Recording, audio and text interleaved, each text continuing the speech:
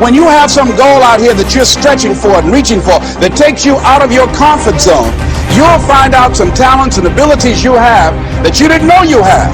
When the messenger of misery visits you, what are you going to do? What will keep you in the game? There are things that you think you'll never need to know, that you may only need to know one time in your life, but that could save your life because you had that knowledge. Unless you attempt to do something beyond that which you've already mastered, you will never grow. What is it that you looked at some point in time and you decided that you couldn't do it, that you talked yourself out of it? Ladies and gentlemen, you have so much to offer, so much to give, so much to do, but doing it and sitting around waiting for it to happen, it's just gonna stay in neutral. You have to electrify the desire that you have, that you once had. So the next time you feel like complaining, you feel like worrying, and you're so concerned about other things that doesn't necessarily concern you, ask yourself, is it making you better? Is it taking you higher? Are you going further? Or are you just being complacent? Imagine if Michael Jordan was scared of missing. He would have never taken a shot. Imagine if Steve Jobs was afraid of people not liking his product. There would be no iPhone. So ask yourself this: do you want to be a person who fears failure, or do you want to be a person who loves success? Which one? You're gonna have to pick today.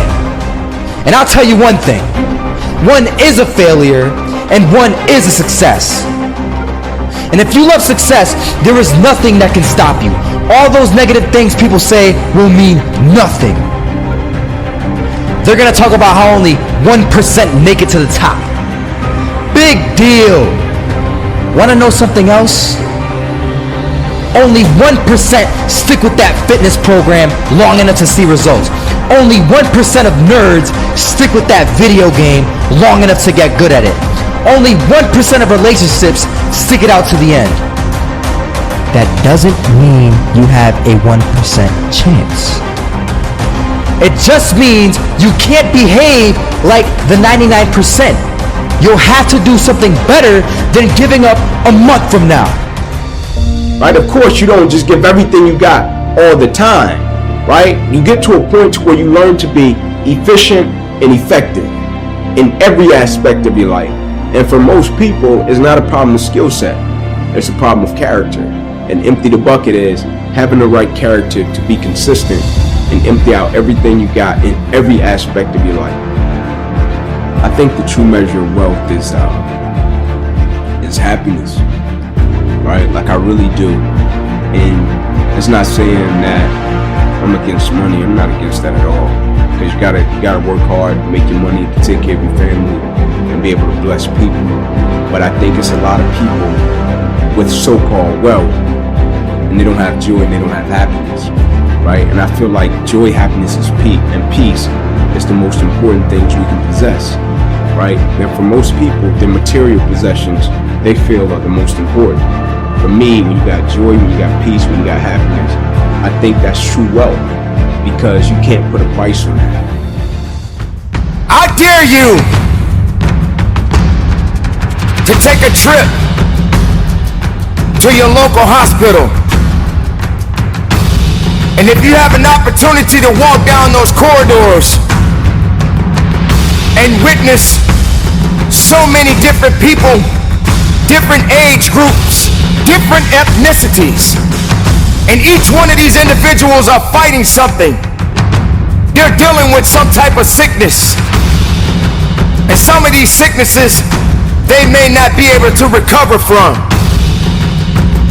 I dare you to walk down a neighborhood where there are many people that are homeless and have no place to go, no food to eat, barely even have clothes on their backs.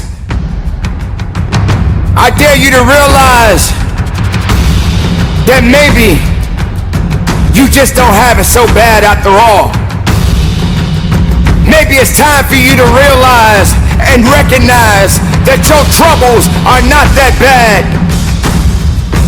Maybe it's time that you realize that you need to get away from the drama that's in your life. Maybe it's time for you to stop chasing misery and start chasing your dreams. Reconnect with yourself.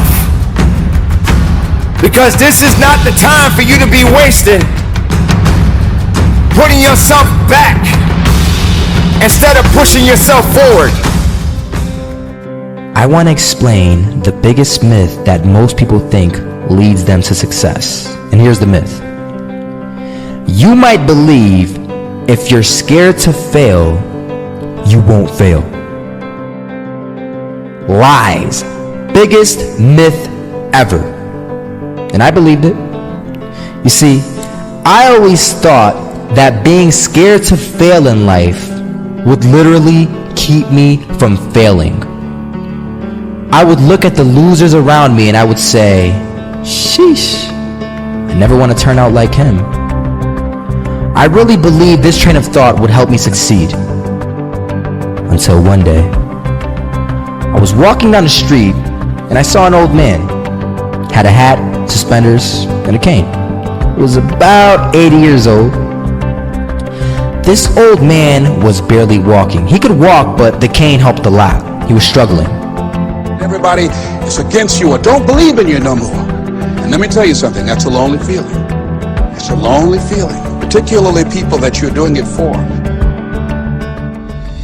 Most people take their greatness, take their ideas to the graveyard with them. Listen to me, if it was easy, everybody would do it. There are people right now who are working who don't want to work. There are people who hate their jobs, but they keep getting up to do it. The wealthiest place on the planet is the graveyard. Because in the graveyard we will find inventions that we never ever were exposed to. Ideas, dreams that never became reality. Hopes and aspirations that were never acted upon. I think we help people in different ways, right? It's almost like leadership, right? You find some leaders that are vocal, right, that can talk. You find other leaders that lead by example. They're not big talkers, right? They're just the guys you watch. They're gonna do their thing, and you can point to them and say, hey man, you see the way that guy works and does his thing? Follow him. And I think the same for opposition and adversity. You find some people, they can work their way through it, and then they can speak about it and tell people. You got others that deal with it and they can work their way through it, and you almost have to pry it out of them. The reason that I think belief is important is because, like, when you're young or when you do something and you're a novice, right, and you start out doing it and you might think you can do something with it, or you might not. You might do it and it's being driven by your passion. And then somebody comes along that's a little bit older or even more experienced, and they can see it in a way that you can't see it, right? And so I think it's important with belief, because if a person believes in you in a way that you don't believe in yourself, you can rent that person's belief until you get strong enough to possess your own, right? And you use that person's belief to fuel you every single day, right? Because you can have a level of belief with what you're doing, but you can go back to a certain set of circumstances that tell you, nah, it's not gonna happen. And so you rent that person's belief until you get strong enough to possess your own. You can be great, but you're living on reserve, right? You didn't empty the bucket, right? You didn't give everything you had to every aspect of your life. Like, for most people, they're great professionally, but they end up becoming a public success, and behind closed doors, they're a private failure. Not because they don't have the talent or the skill set, they don't have the character, right? That they can apply it and be consistent in every aspect of their life and empty out everything they got to everything.